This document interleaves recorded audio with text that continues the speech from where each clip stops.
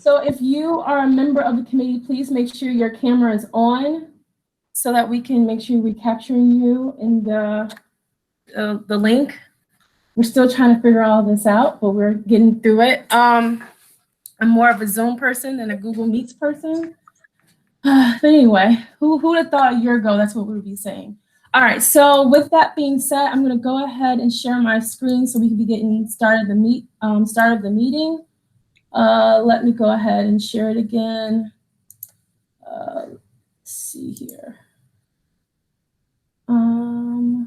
Yes. No. Yes. Too much to share. Okay, so do you see the agenda? Yes. Okay, great. All right, so I am going to go ahead and I will have Janitha, could you just go ahead and just call the meeting, please?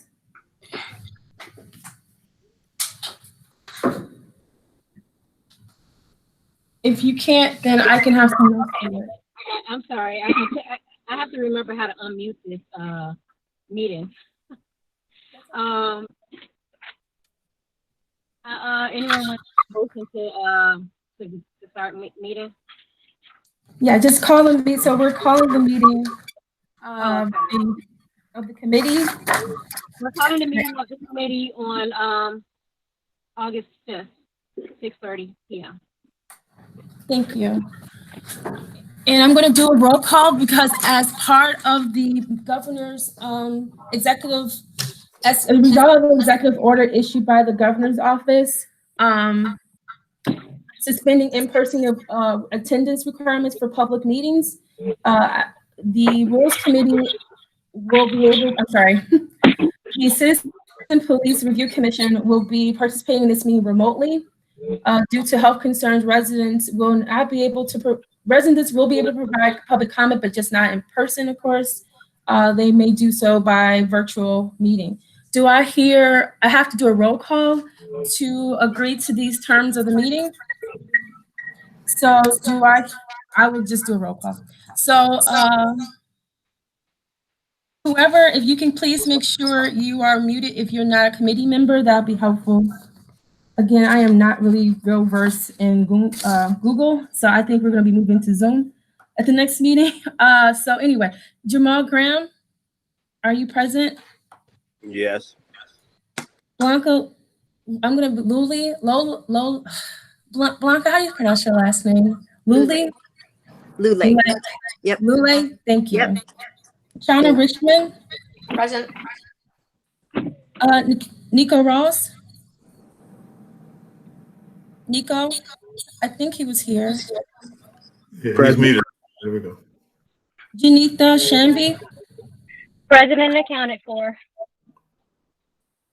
Nika Strickland? Oh, I'm sorry. I know I misstated your name. Is Nikia there? I see her, but she's on mute. Okay. Clarence Weaver? Present. Douglas, we know you're present, but could you please, for the record? I am here. Doug Whitmore is present. And Rick Marsh? I am here. Thank you. Oh, everyone's present. And so today from staff point of view would be myself, Kimberly Richardson, and Aaron Warnick is here. Sergeant Aaron Warnick is here representing OPS. And I did see Chief Cook on the call too. So we are staff present. With that said, if we can go ahead with the approval of the draft minutes for July 22nd, 2020, please.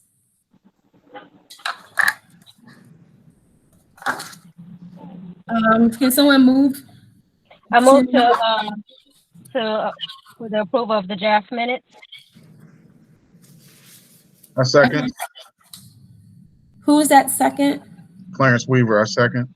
Okay, thank you. And do I hear all in favor? Aye. Aye. Aye. Aye. Aye. Thank you. On to public comment. Tonight, we have 2 members of the public that have signed up for public comment. The first individual will be Daisy. Are you on the line, Daisy? All right, we'll go back and see if she's come on the line. Betty, Esther, are you on the line? Betty, if you are, could you unmute yourself, please? Thank you.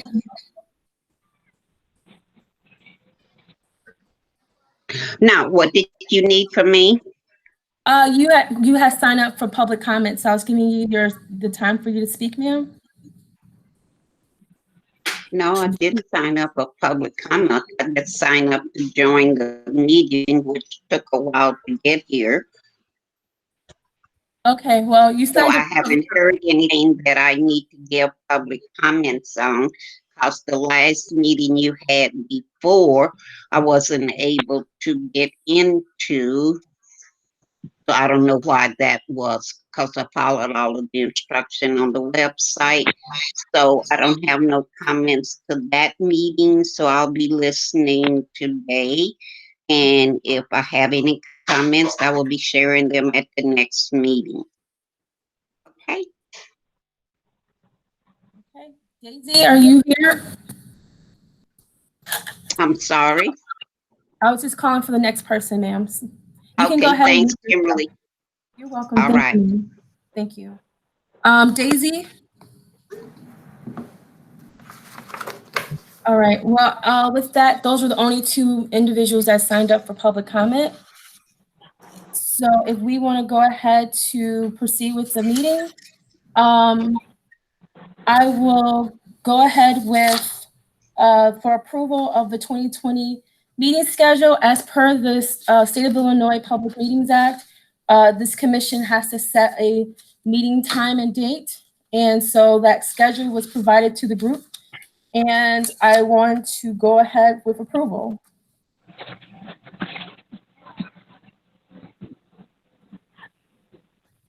So do I have a motion to move forward with approval? Yeah, I motion that we approve the schedule for the meetings for the remaining of the year. Do I hear a Donna Rick, second? I second Rick's motion. Third.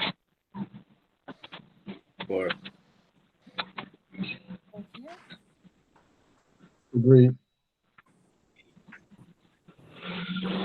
All right. And do I hear approval? Aye. Aye. Aye. Aye.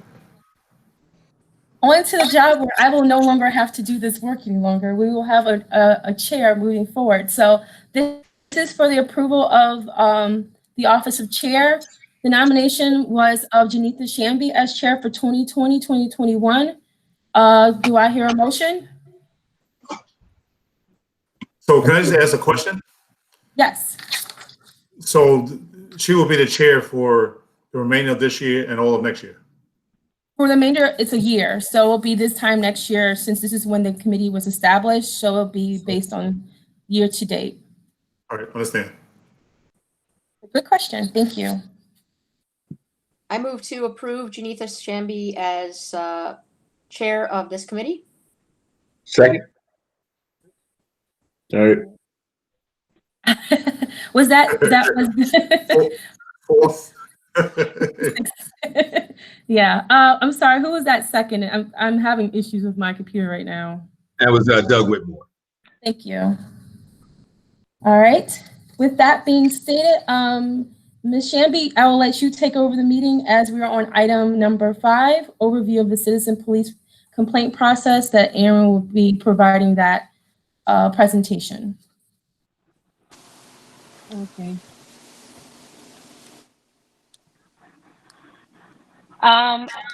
Being that there's been approval of office, let's move to the next agenda item, which is the overview of the citizen police complaint process. All right. Committee chair and committee members, good evening. I'm just gonna go through, we put down some basic stuff to go over with you. If you have questions, please stop me and let me know, and I'll try to answer them to the best of my ability. The first thing that I think is important, if you haven't had time to look it over, and these are all available to you, every document that we're going to go over is available to you in that Google Drive. The first is our organizational chart. And as you can see, the interim city manager is at the top, and then Chief Cook, my office, the Office of Professional Standards, and you met Sergeant Faison last week. The two of us work directly for the chief. We have an administrative assistant who actually helps the chief out with a lot of stuff too. Currently, we have 3 deputy chiefs, field operations, which does our patrol. We're currently on 12-hour shifts, so we have 4 12-hour shifts going on right now. Each shift has a commander and 2 sergeants and 16 officers. And then we have a K-9 officer who works a staggered schedule. We have community strategies, which is problem solving. It's essentially our community policing unit. In there, we have 1 commander and 1 sergeant. We have 6 officers and 2 foot patrol officers. And our school resource officers are assigned currently there. However, I believe right now they are working in patrol as school is not happening at the moment, and there's some other issues with the SROs. We also have the animal warden works out of community strategies. And we have a traffic bureau that also works out of field operations with 1 sergeant and 8 officers, and the towing coordinator, who's a retired officer from Evanston. In our investigative services, we have 1 deputy chief. We have our adult and juvenile bureau, which is headed by 1 commander and 2 sergeants, 1 overseeing the adult side and 1 overseeing the juvenile side. We have 20 detectives. Some of the detectives are specialized. We have 6 juvenile detectives and 14 on the adult side, with 2 of them working domestic violence, and they work with our social workers. And we do have social workers work out of City Hall currently. The Special Operations Group commander spot is vacant. Currently, the Detective Bureau commander is overseeing that. Our net unit is the Neighborhood Enforcement Team. It's our gang and drug unit. That's staffed by 1 sergeant, 9 detectives, which includes also an intelligence officer and a civilian crime analyst. We also have our TAC unit in the SOG, and that's 1 sergeant and 4 detectives. And the TAC unit does a lot of pattern crimes like burglaries, robberies, things like that. So if something's happening, they shift over. So their hours change a lot. They do a lot of things based on what's happening in the city. Then we move on to our support services deputy chief. That deputy chief is in charge of the Office of Administration, which is 1 training sergeant. We have our manager of budget and finance and our administrative coordinator. Also our communications bureau, which has a coordinator and 1 assistant coordinator. Also 16 telecommunicators or dispatchers. Also under the support services is our service desk, which has a manager and assistant manager, 11 desk officers, 1 temporary desk officer who helps out at court as well, 1 custodian, and then we have 8 311 operators who are currently working remotely. We have the records bureau, which has 1 coordinator, 3 clerks, and a review officer. And then also under support services, we have our forensic services and property bureau, which has 1 property officer and a management analyst. And both those positions are civilian. Does anybody have questions on the structure? I have a question. Sure. Am I reading this right, that Evanston has no unarmed community service officers like surrounding communities? That is correct. We do not have unarmed. We have an animal warden, which I know in a lot of towns, the community service officer deals with a lot of animal control issues, but we do not have any community service officers, no. Anybody else? All right. No. All right, so we'll move on to the types of complaints, types of investigations that we do. So the types of investigations are broken down. Basically, the form that I had showed you guys, and we'll go over it in a minute, the complaint register. And that's our citizen complaints are broken down as complaint register and departmental inquiries. So a complaint register is when a citizen comes in, they fill out the form and they do a sworn affidavit. Now, this is typically comes in as a formal complaint. It's something like excessive force, an illegal search. They're being harassed by an officer. So that comes in. We'll investigate that. I'll go over the flow of how we investigate it. Now, that typically we start off with that being formal investigation. Now, depending on what we discover, we speak with the chief about it. And if it is something that is not going to be egregious in any way, even though it was a sworn affidavit, we could put it as a departmental inquiry if the chief approves it. It has to be the chief that approves it. If it's something, if a citizen comes in and it's something not major, the citizen just kind of wants to bring it to our attention, or the citizen wants to be anonymous, or the citizen does the complaint register investigation form or the complaint register complaint form and then does not want to come in and swear under oath to it or go on tape, we'll do it as a departmental inquiry. We investigate it the same. Now, you will be reviewing both of those, the complaint registers and the departmental inquiries, because those are based off citizen complaints. Hey, Aaron, quick question. Yes, sir. At what point is it on the oath on a complaint? So as far as the complaint register, when we get the form into the Office of Professional Standards, we'll review it. We'll look at the body camera. If there's body camera footage available, I'll talk to either myself or Sergeant Faison. I'll talk to the complainant. Listen to what they have to say. And if we've got, we're at the point where they're willing to come in and speak with us, which most of the time people are pretty good about coming in to speak with us.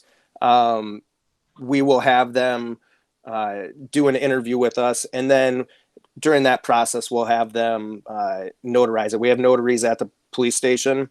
So we notarize it right there when they're in there with us. So it's done. It's kind of a one-stop. They can come in, we can get their interview on tape, and we can have it notarized, and it's all good to go. If they choose not to do that, even if they come in and want to do the interview and not do it, we'll make it a departmental inquiry. Now, that being said, if we do departmental inquiry and we start looking into it and it looks a little more serious than the citizen even thinks it was, or we find something else out about it, we can make it a formal investigation. Now, the difference, and I know this is a lot of information coming at you guys, the difference for us with a formal or informal investigation, and I don't know if anybody watched on Monday, but went over a lot of this stuff, is that a formal investigation leads to 3 or more days of discipline all the way up to termination for an officer. And with that comes officer rights. And there's the UPOTA, the Uniform Police Officers Disciplinary Act, that we have to abide by.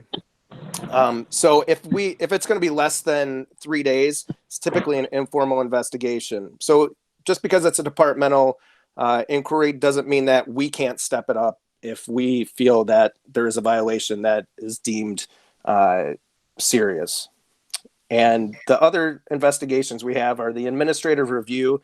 Now, typically, a lot of that is like if somebody gets in a car crash, they're late for work, they miss court, they're not handling a call properly, or we're doing a video review. We do random video reviews in each unit. If a sergeant ends up doing a video review and finds an infraction, they would end up starting a complaint that way. That's all internal, so that's something that this commission will not review. We yes, sir. I'm sorry. I'm just trying to get a feel for this. So yes, I know it's a lot. With a video review, this is the first time I've heard that. Yes. That in terms of that, you'll just pull them up randomly. Yes. With officers from their body cam. Correct. Or? So every month, each sergeant. So the way it's broken down in patrol and in each unit, officers are assigned to one administrative sergeant. So even though there's 3 sergeants on the shift, all those officers are divided between those sergeants, and the sergeant's responsible directly for them, whether it's evaluations, video reviews, things like that. So every month, the supervisors need to do, I believe it's 4 video reviews per officer, and it's just a random sampling of video reviews. You just go through, and it could be in-car cameras or it could be the body-worn cameras. And if there's an infraction, that would come up. If they find an infraction on that, that would come up. Also, what we use with that, you could use it for training. You know, it's a good opportunity if you see somebody using, you know, the way they approach a vehicle is not safe. You know, we could call that officer in and kind of go over the video with them and let them know, you know, the way you're walking up to the car isn't safe, or the way you're positioning your car doesn't help. If your car gets struck, you're too close, it's going to end up striking somebody else's car, things like that. So the video review it's essentially just to make sure that our officers are in compliance with the body worn camera policy. Does that answer your question? Yep, certainly does. Thank you. Okay. Hey, to add on to that question, 4 Yes. random per officer, Yes. Aaron, Officer Aaron, is that 4 random per officer per year, or is it No, per quarter? month. Per month. Okay. Yes. Thank you. Every month that's done, and that's submitted to their commander, and then it goes to the deputy chief Okay. Thank to you. review. And then finally, we have other investigations, which are going to be like our use of forces, our resisting arrest, our obstructing, or anything else that the chief asks us to investigate. Now, with the use of force, resisting, obstructing, pursuits, things like that, they typically will not go to the commission unless through the use of force, somebody calls our office or makes a complaint with their alderman, or however they lodge a complaint and it gets to us, we'll investigate it. Now, if it comes in as a departmental inquiry or a complaint register, you guys will see it. If we're doing a use of force review and we see something that's a policy violation and we catch it, that will be an administrative review, and that's something you guys will not see. All right. So the use of force, Mhm. say for instance, like the complaint register, right? It seems Yep. like the complaint register is what drives things towards this group, right? Yes, complaint registers and departmental inquiries. Yes. Right. And so the use of force is that viewed as the most common one that drives things toward the complaint register? Statistically, I don't know what, I mean, it's this year I've had one complaint register come through our office. Okay. And you guys are going to get to review that when it comes through. And it was not a use of force. Okay. So that's coming through.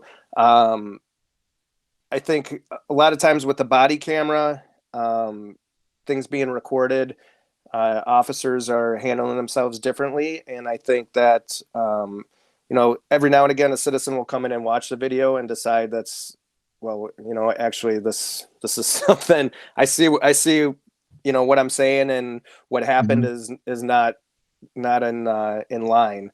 But Okay, gotcha. yeah, typically, I mean, the use of force is independent of it. So, but if someone does lodge a complaint, we will obviously investigate it as a complaint register, especially if it's an excessive force or someone's making a complaint that they were injured on a use of force. We will take a look at that for sure. Okay, thank you. All right. I have Anybody a else? question. Yeah, I Yes. have a question. For the administrative review, that's Mhm. not normally driven towards us. But when you do those video reviews, do Yes. you reach out to the citizen that was also a subject to that video review or anything like that to, you know, No, resolve any issues? well, not unless there's something that is deemed a rule violation or policy violation. If that's the case, yeah, I mean, if we see something where we're doing an investigation, so if we open up an administrative review down in patrol, say a patrol officer goes and they get into it with a citizen and they're arguing, and the citizen just never makes a complaint, but their administrative sergeant ends up bringing up that video for review and sees it, the sergeant may call that citizen just to get a witness statement to see, depending on the severity of what they're seeing. That's just an example of something that may happen. Typically, I mean, a lot of the administrative reviews are the late for work, the crashing of a squad car, things like that, most of the time.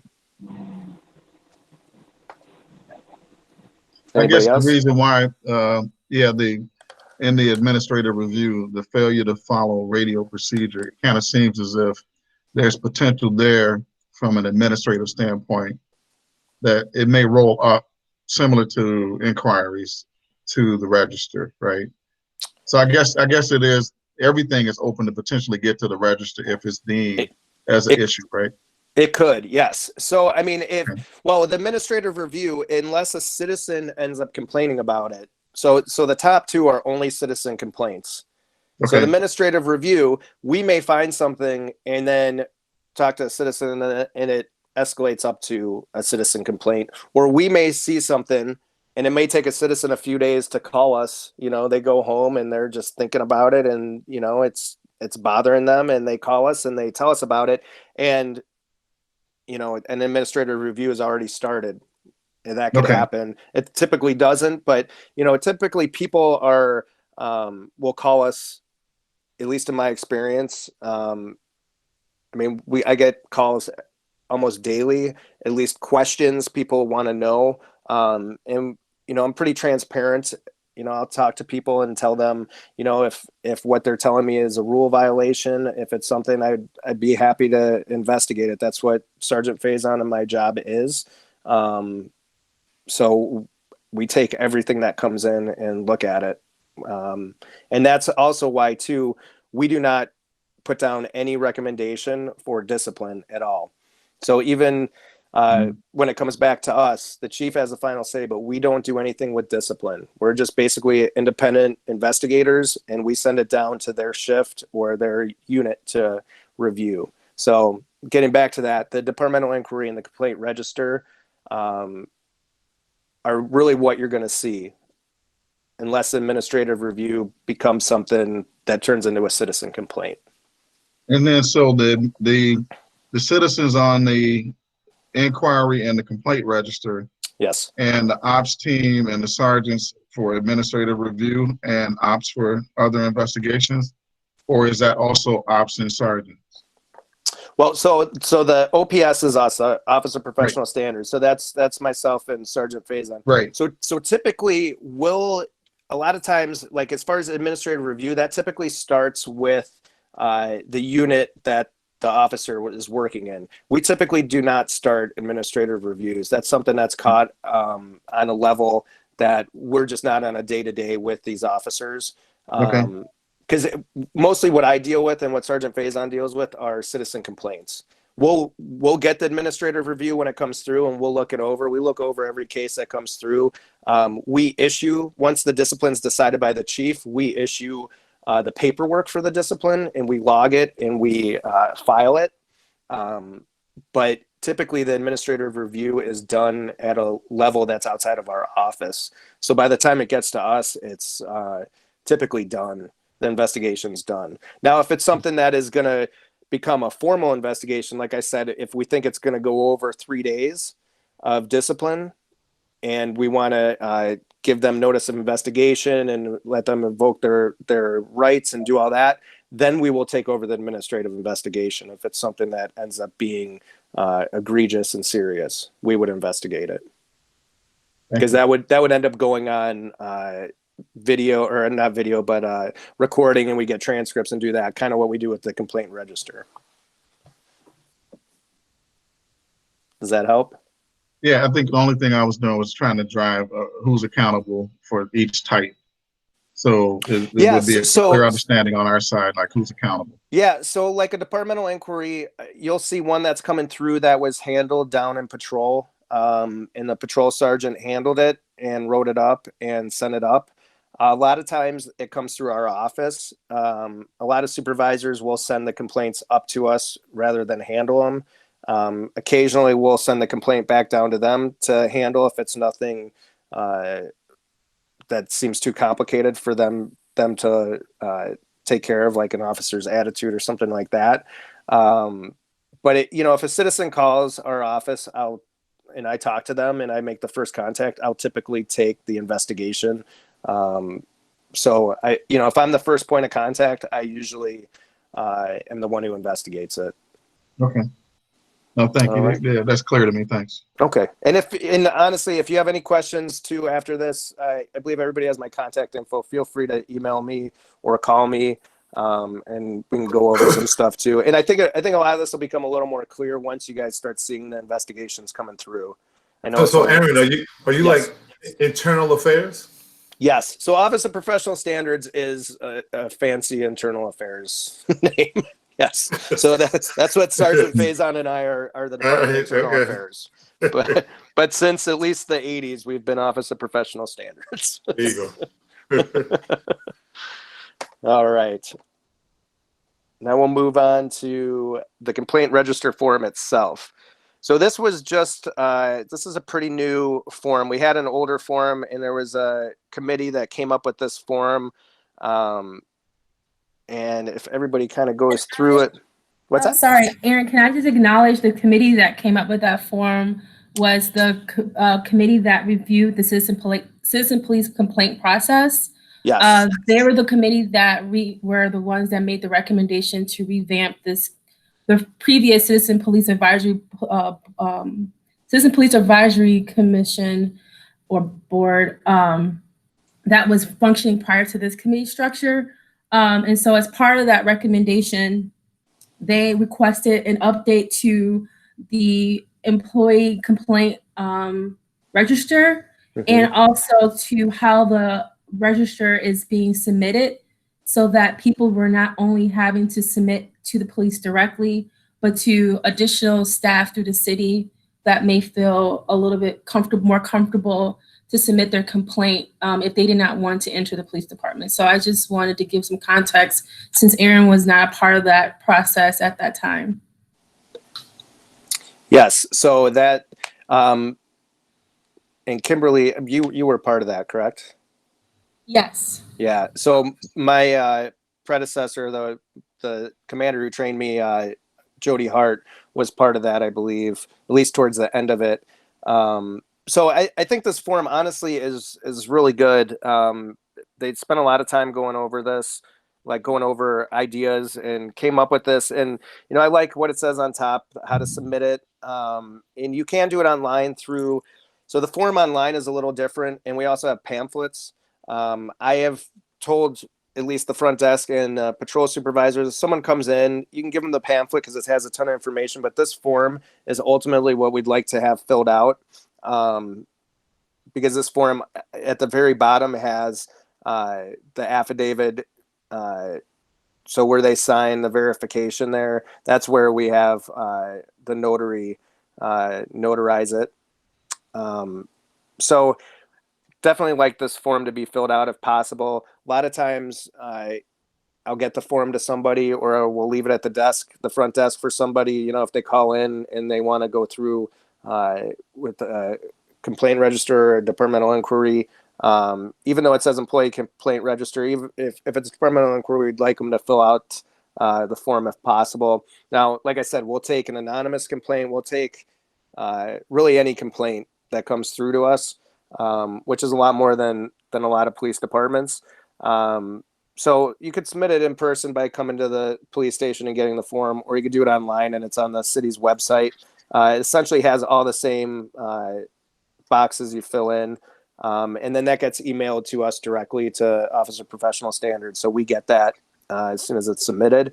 And like Kimberly said, you can, right now, I don't think you can go to the Civic Center, but I know at least during the city council meetings, I know at least Alderman Braithwaite has said, if you have a complaint, you feel comfortable going to your alderman, that's fine too. Occasionally an alderman will come in with somebody, and we'll take the complaint. We'll take it via email. I'll take it with a phone call. However it comes in, we'll take it and we'll look at it.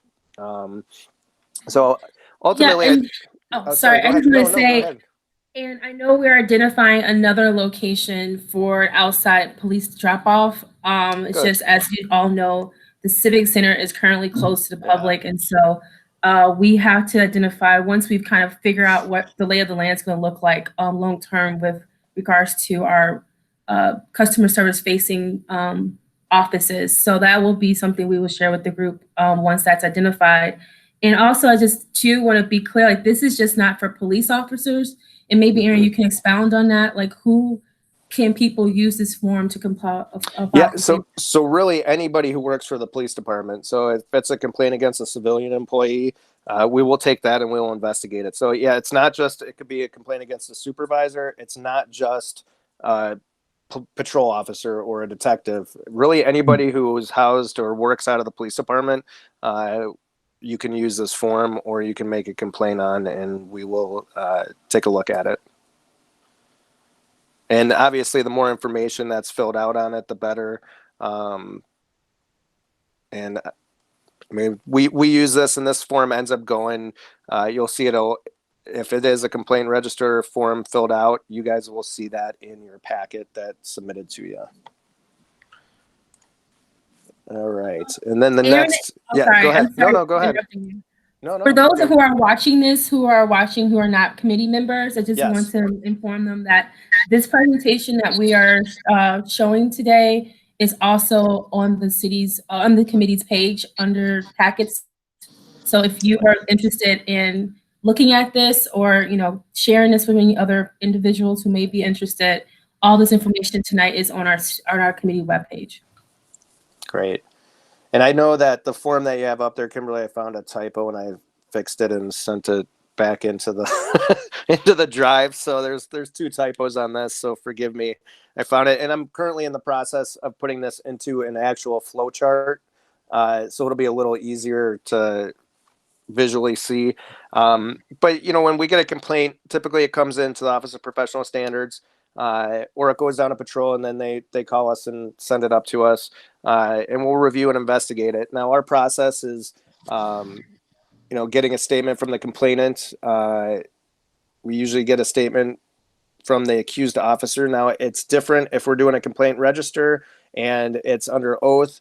We'll serve them, and it's a formal investigation. We'll serve them with paperwork, and the statement's different than if it's an informal. If it's informal, we'll do our investigation, and we'll have their supervisor ask them for a memorandum, and they will submit a memorandum as their statement.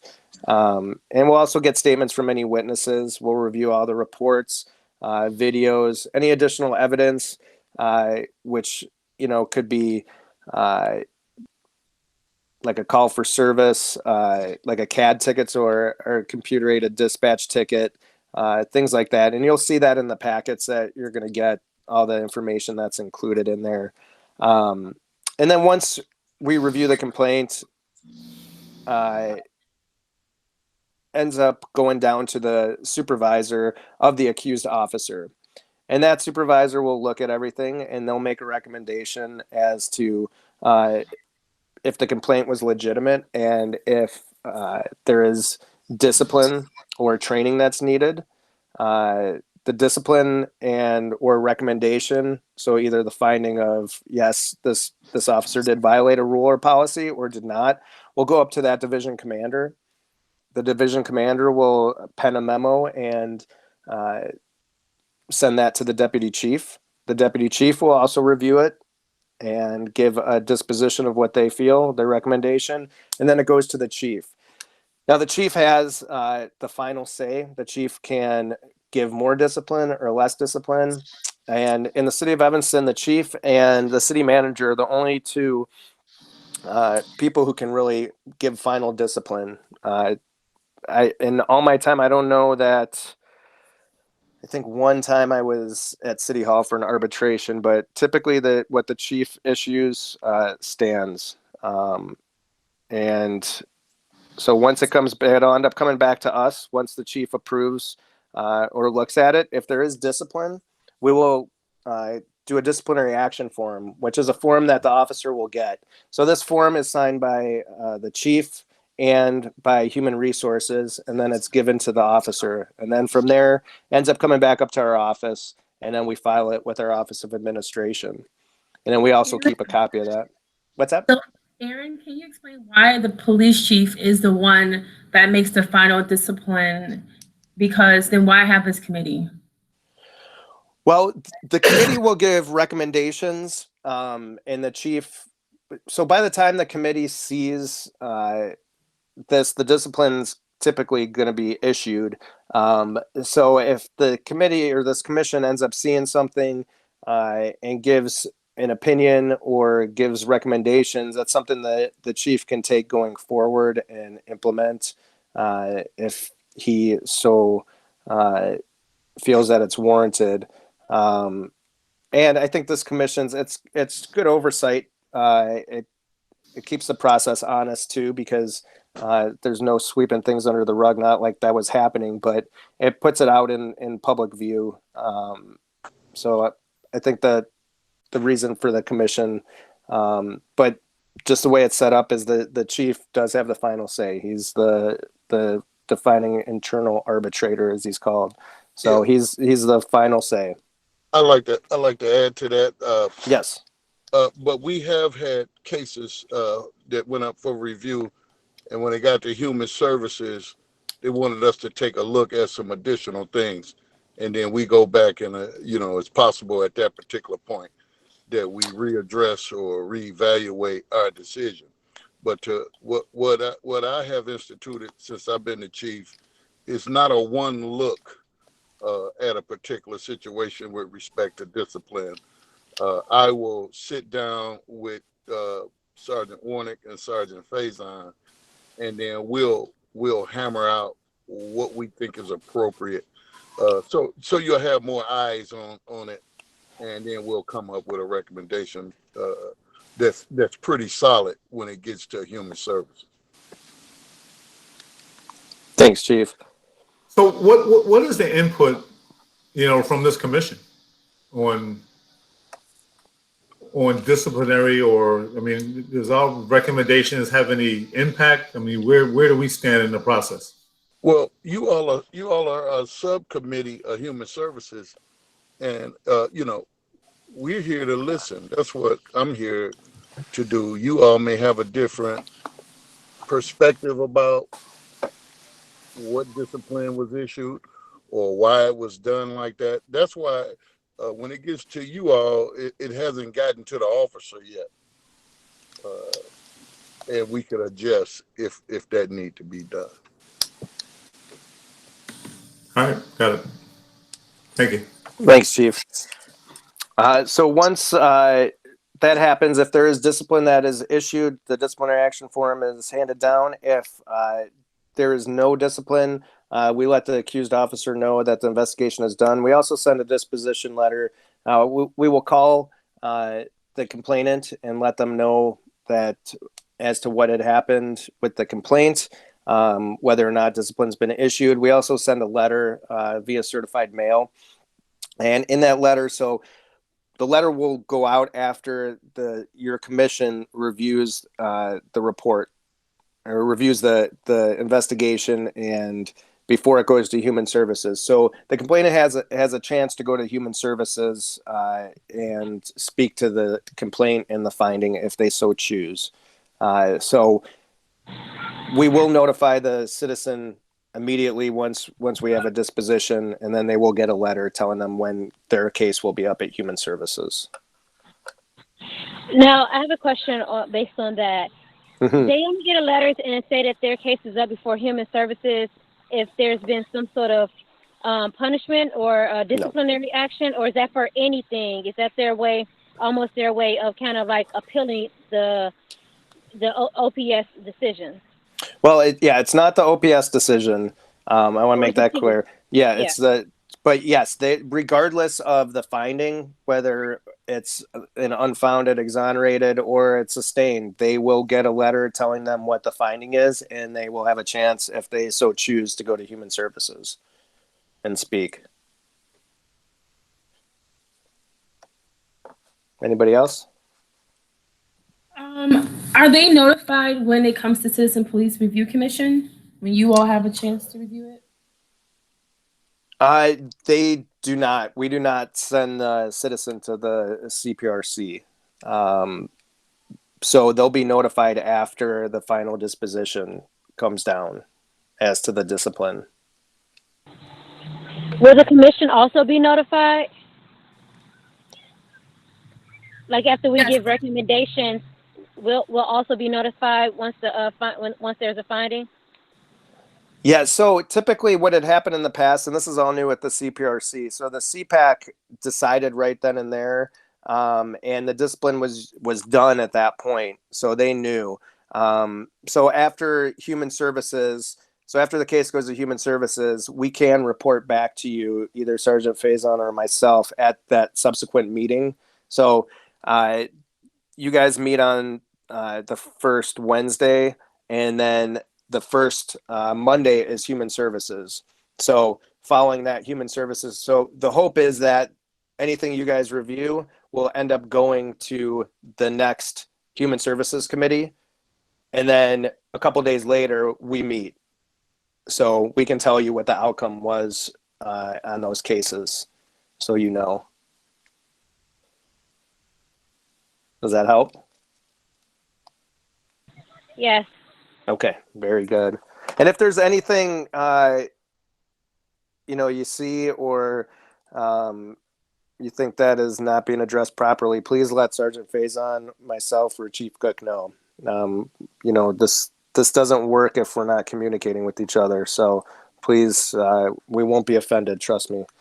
So these are the case dispositions that will be found.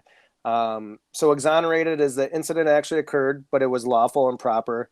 Not city related means the complaint was not related to any official conduct. It was outside of the jurisdiction of the city or the police department. Not sustained is insufficient evidence to prove or disprove the allegations.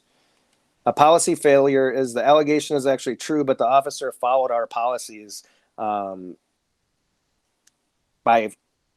and in a result, the complainant was harmed. So typically with a policy failure, we'll obviously review that and fix that going forward. And as far as an SOL, that's unresolved, meaning the complainant refused to cooperate any further. So they lodged a complaint, and there's really nothing we can do. We're not getting anything from them. We're not getting any information. So the complaint kind of fizzles out there. Sustained is that the allegation was supported. So the complainant came in with some evidence or came in with told us what happened, and there's enough there to support their claim. And unfounded as the allegations were proven false or there wasn't credible evidence to support them.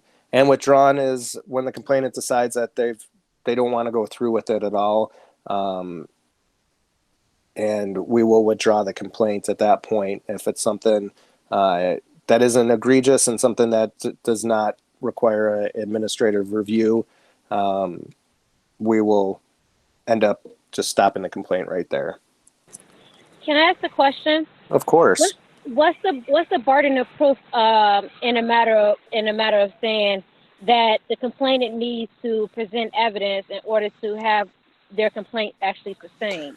Well, they don't have to actually provide evidence. They just have to come in and tell us what their complaint is. We'll do our job as Sergeant Faison, and my job is to pull the evidence, like look at body camera footage, do interviews, and basically, we're coming at it as independent investigators.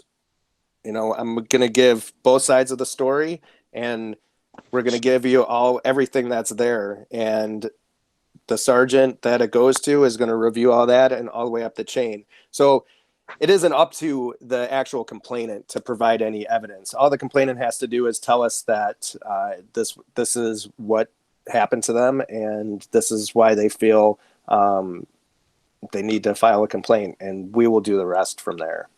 But Aaron, I think maybe she's speaking of, if we look at a complaint and we see some criminality in there and we want to prosecute the police officer, then, we looking at a burden of proof that's 51%.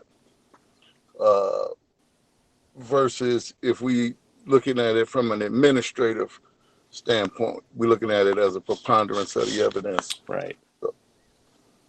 Okay. Does that help? Yes, thank you. Any other questions on the dispositions? All right.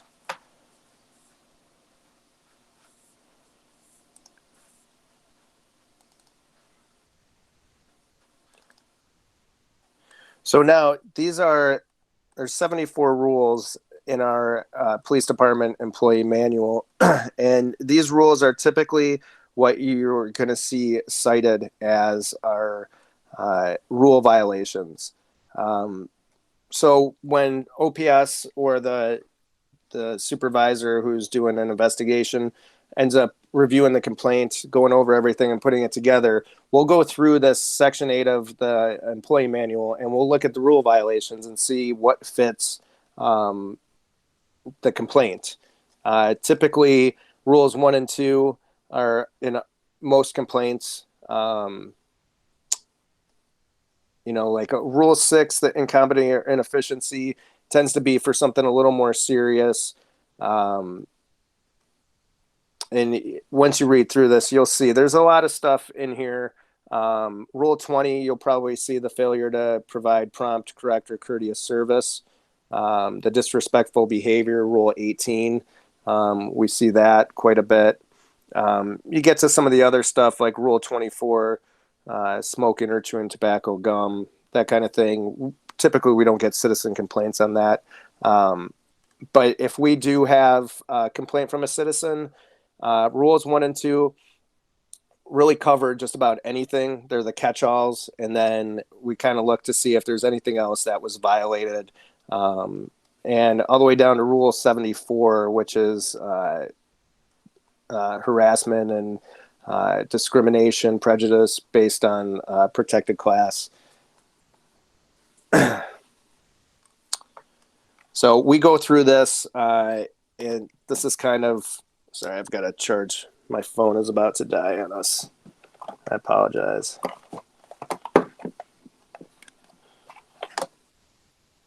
So we use this for kind of the beginning of our discipline. We'll always look at the prohibited conduct, and so you guys will get to see a lot of these rule violations. So this is a document that take a look through, because you will see this again, the rule violations. And then from there, we also have the Lexipol policy. I think I told you at the last meeting, I think it's 1,500 pages. So it's quite lengthy.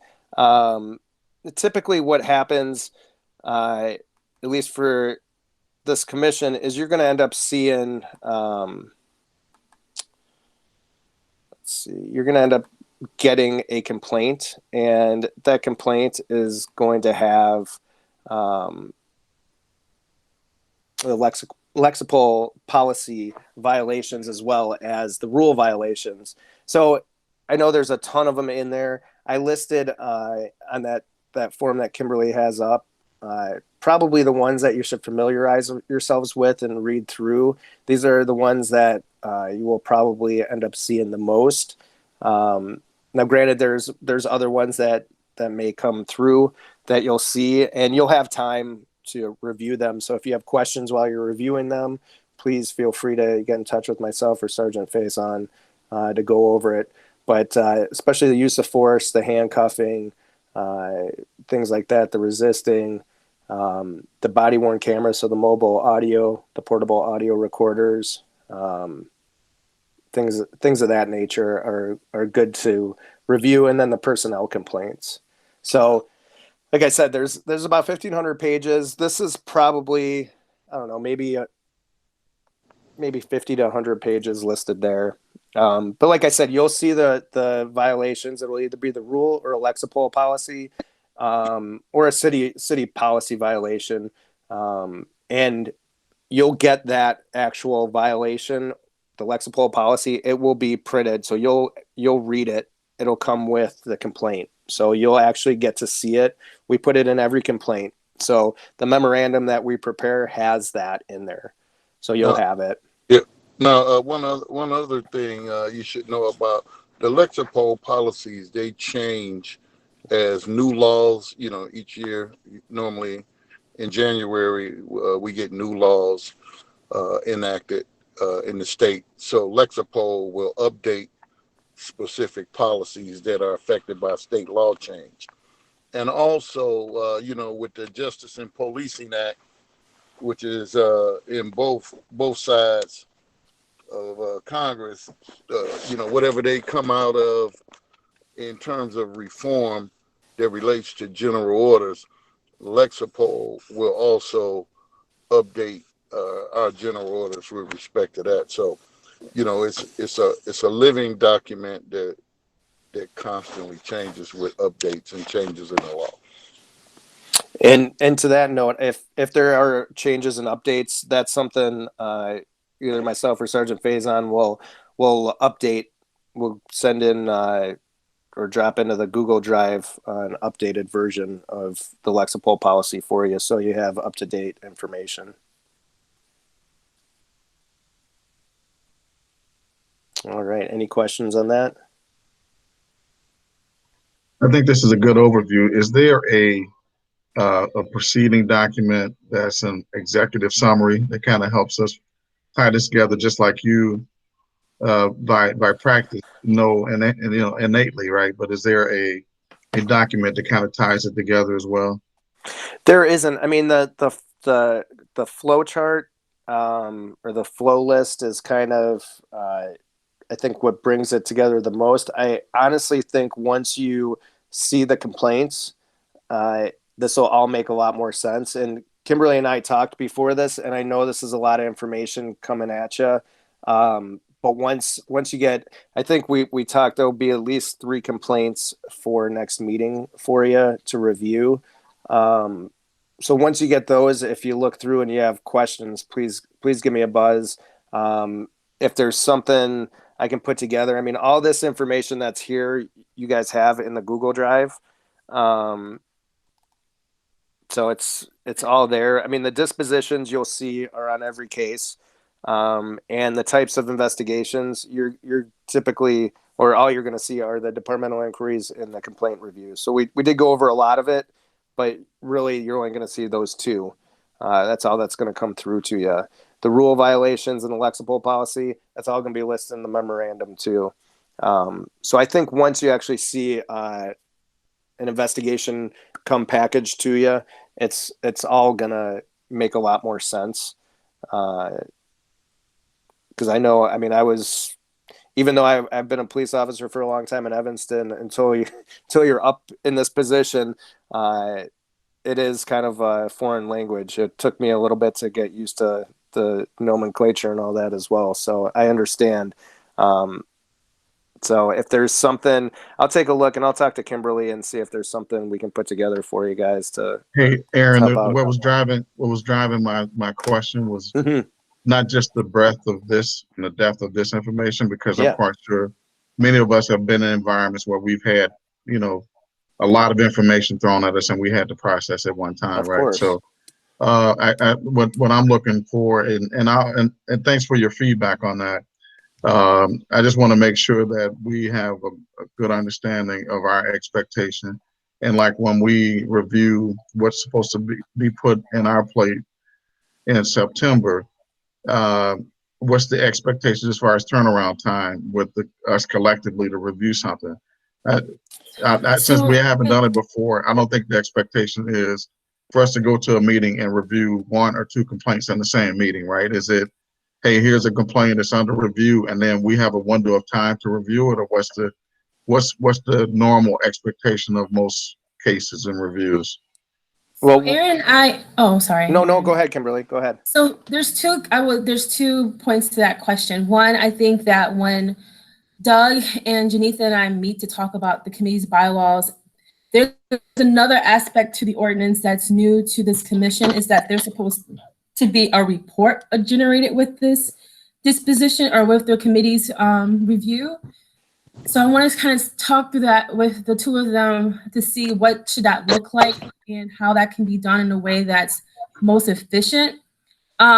Because we have the cases that are done for you all to review, Aaron and I were discussing putting them in the Dropbox for you to start looking at now, to give you a month's time to get comfortable reading the reports. And if you're asking questions that you need more like additional support from the police OPS, that you will have the time to take that opportunity to do so. And we'll see what happens at the September 3rd meeting. If there seems to still be a need to take our time for the first couple months, we will do what we have to do to make sure that you all are leaving that decision, whatever that might look like, feeling like you've done a thorough review of what's in front of you. So the hope is that you're given a month's time to review these, because we've made it so that it's the way that we structured the meeting schedule. It's a month between when you all meet and when it goes to Human Services. So in that time span, the hope is that we can use that month to allow for a little bit more length of time for you all to review. So when it's time for you to meet, you've had a chance to actually digest the information and be prepared to ask questions. And then in addition to, when we're reviewing these meetings, and if there is something that you all want to have additional review, such as the footage of the body cam, that is when we can go into exec session for you all to then have a chance to review. And then I'll let the chief speak more to that if he has any additional things to add to what I just stated. No, I think that's great. And with the video, if you getting off work or after you done got a packet, we accommodate like that also. If you want to just stop by the station and take a look at the video, we can pull it up on a big screen and help you digest it with times and things of that nature. Yeah, if you just reach out to us, we'd be happy to accommodate you. And like the chief said, we do have a big screen in one of the offices that we view video on. I don't know what we'd have over at, we're virtual right now, so I don't know how it'll work otherwise, Kimberly, with the executive session. We'll have to go to the Zoom platform to do that. So Okay. you and I will have to just practice, like figuring out what All right. best fits, because Google is not working. Right. I'm not killing this Google. Yeah, because the video could be sometime when we have a disciplinary action, we're looking at multiple body cameras. You're getting perspectives from different angles, from different officers' body cameras.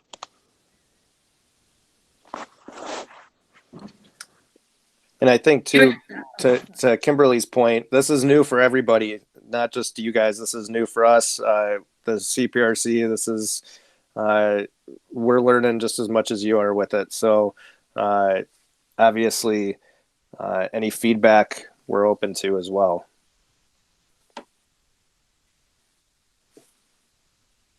All right, good stuff. Good information. Any questions from the other committee members? Everyone seemed to be very quiet. My questions were answered. Well, all right. I do have a question, just in terms of process. Mm-hmm. So when we look at these complaints, are we doing this individually, and then we meet as a commission? How does that process work? Yeah, so typically, at least with the CPAC, they were provided, and that's what will happen here is we'll provide you with the complaints to review. You can read them over. You can make notes, do whatever you have to do, and then you guys will discuss them as a commission together. And from there, you'll come up with the report, and obviously that'll have to come. The bylaws will set all that up, but you will have time to read everything over. So you won't be coming into the meeting cold without having time to review this stuff, because it's going to be a lot to digest. And once you see the format, I think after a couple of them, you'll see most of them are done pretty much. I mean, everything's done in the same format. So you'll know what to look for and see. And then it'll make sense too once you're putting the body camera with it and seeing that. I think that'll help out a lot. But you'll have time to digest everything before. So you guys are not going to meet and then have to like read through all this in front of each other and do all that. And so hopefully by the time you meet, you'll be well versed in the case. All right, good. Excellent. And also, just so that we are complying with the Open Meetings Act, I ask that you do not, discuss this outside of the committee, the commission structure. If you need to have any questions, direct them to myself or to Aaron. And also, Janitha, as the chair, she too can be a part of that dialogue, but please just refrain from engaging in back and forth with your colleagues on the commission, just to ensure we're not going to violate any open meetings. And then Kimberly, does that go for video reviews too? So if one person comes in, can two people come in together, or should we do it individually if they want to come to the station? Two people are fine. I wouldn't go beyond two. Okay. But any more than two, I just want to be mindful. Okay. Of deliberating around a case. I mean, it's different Right. than training. So. Yep. Very good.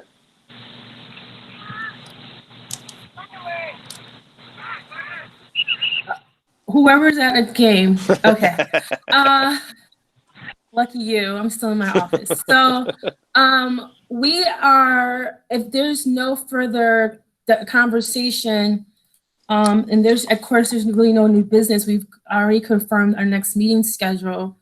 Janitha, I will turn over to you as now the chair. And what I will do is I will email you and Doug separately to schedule a time where we can sit down and kind of figure out like what to do regarding bylaws and this form and just meeting structure and so forth moving forward. Hey, can I ask a quick question? So to Rick's point about process, it sounds like what I'm hearing now, which I didn't understand for the third, was that there's going to be some information put in the Dropbox. All of us on the board are going to have to review that information. And then once we review that information, if we have any questions, those questions are to go to Kimberly,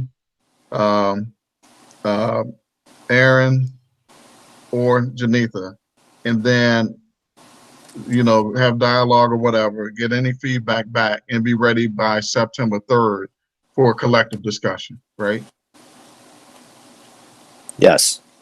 Okay. And I do have 3 cases. We have more, but I think, are you guys comfortable with 3 to start? You tell me what you want to start with. I've got 3 ready to go. For sure. I could probably get up to 6, which I think is way too much. Yeah. I mean, 3 sounds like it makes sense for it to start. So now, Yeah, I take it mean, easy on us. will we get alerts when something goes into the Google Drive? Sorry.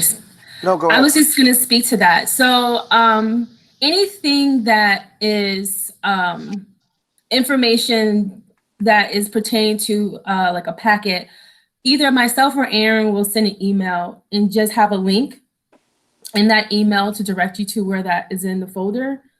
So, I would say look out for those emails from Aaron or I if we're going to update the folder, similar like to today. I just want to make sure, because I do recognize that we're not always paying attention to updates. So anything like when we have cases for you to review, or if there's changes in the law, agenda, all those things, bylaws, you will get an email, and it will just direct you to that folder, and then we'll get a reminder. So at some point, Aaron and I will talk with Janitha about how we should do that, just to make sure that you all are prepared, because I do recognize we all have a busy schedule and you're volunteers. So we will try to figure out what that should look like. And we will discuss that as part of the bylaws as well. So there's understanding of expectations, even from moving forward as a commission. But if you have any suggestions, please do not hesitate to let me know. I like efficiency. So however I can help you all, I will gladly do it. So Kimberly, can we decide at least for the next meeting how many cases you want me to put in there? Because I've got cases that are going back, and I know HSC obviously wants stuff done, but now that we have the commission up and running, it should go through the commission.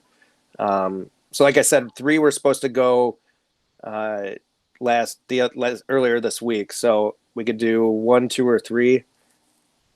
I'll I leave don't it up to know. the group. Yeah, I mean, that's I guess I will leave it up to Janitha. You can make that determination as chair. How would you like to proceed? I don't know how the time sensitivity on these matters. I think starting off as a commission, starting off at 3 would be adequate. If anyone else on the commission feels as though we can handle more, then please chime in.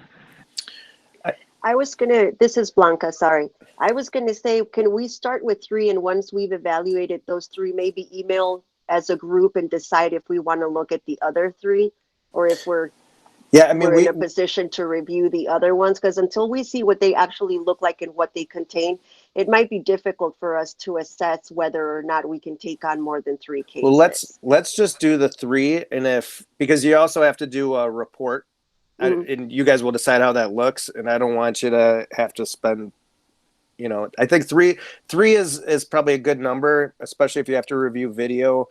And if you do start looking at them and you guys decide it's too much, we can just put 2 on the agenda for HSC and table one of them to the next meeting.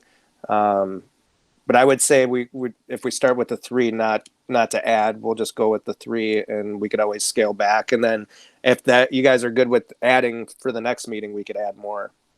Okay. Yeah, because some of these investigations can be a little lengthy. So we'll converse with each other and make sure we ain't overloading. Yeah.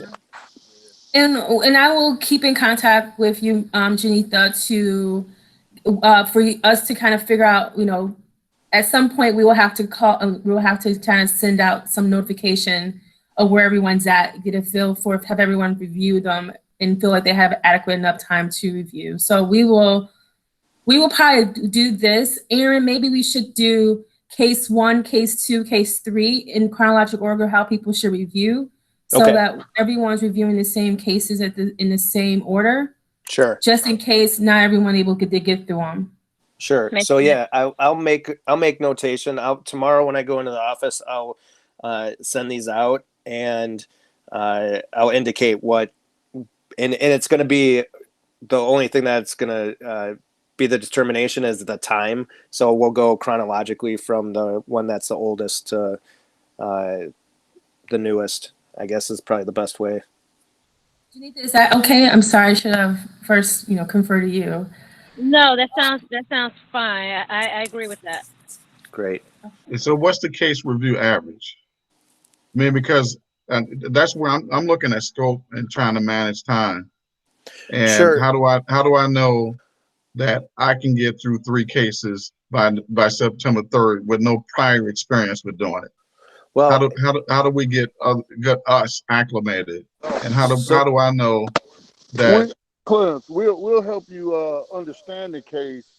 It's really a lot of reading, and a lot of it, with your life experience, you'll know if something was wrong or not, or if something you needed to ask a question about it. We'll be available to answer those questions. Okay. Most definitely. Yeah, and if it does, if you start reading through and you think 2, reach out to Janitha and let her know, you know what, I think 2 is sufficient for this meeting, and if everyone's in agreement, then we'll just proceed with 2 to go to Human Services, or 1 even, if that's what you guys decide. I would much rather you do what's expected of you and you do it well than rush through or feel stressed out about it, because that's not, nobody's gonna have a benefit from that. So okay, I'll defer my future questions forward to Janitha, but I just wanted to make sure I'm a process guy, so I understand process quite well, and I'm a resource guy as well, so I'm looking at the impact of all our resources here and the time between now and September 3rd, with everyone being told on this call, let's do 3 cases and be ready by September 3rd. That's my feedback. So I look forward to getting the information to review. Great. If I could interject to address what Clarence brought up, I think we really don't know until we see the case how much time this will take, because we may be looking at a case that's quite simple, where it involves a citizen complaint and, you know, maybe video, maybe not. And then we may be looking at a situation where there's 5 or 6 body cams involved, citizen videos involved, and mountains of paperwork. So we really, Clarence, we have no idea until we start looking at these and then really seeing them on an individual basis. Some of them I think we'll breeze right through as a team, and other ones we'll have to communicate with one another and say, wow, this is really taking up too much of my time. And we may only make it through one in a month, and another month we may all breeze right through that and be able to do 5. It's just going to depend on what we're looking at. And we won't know that until we see it. So I think communication with one another and having Janitha be our chairperson and getting all that information back to her is going to be critical. So in essence, I mean, this is a test. This is a review, you know, for us to define what works best for us. So we'll start the process. I like the idea of 3. We'll build off of that and we'll make decisions, you know, from there. And I'll I'm let you guys know, if there's a case that's super involved, we won't overload you with a ton of stuff. Because we know too, based on the investigation, if something's heavy and there's a lot of video and there's a lot that went into it, it's going to take a lot to review it. So we won't give you, you know, it like Shauna said, it might just be one for that month if it's something that's heavy. But Yeah, you'll see. You know, I have to review all of those cases, and it's just you know, I think that the group will be able to do it. We'll scale it back. Some of them can be lengthy, so I think we'll be able to work it out. Thanks for the discussion. Come on, Chief, you getting paid that big salary.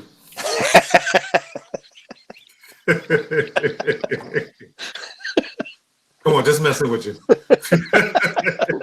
I know it. Okay, so with that being said, all right. And with that being said, I have no new update to the group. So, Janitha, do you have anything?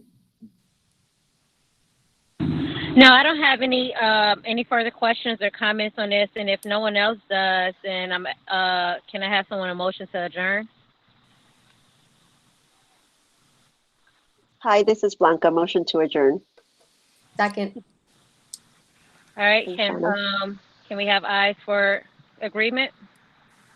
Aye. Aye. That being said, we've adjourned our second meeting of the commission. Thank you, everyone. All right, thanks Thanks. everybody. Thanks, everyone. Okay, thank See y'all you. next month. Thanks. take care. Bye-bye.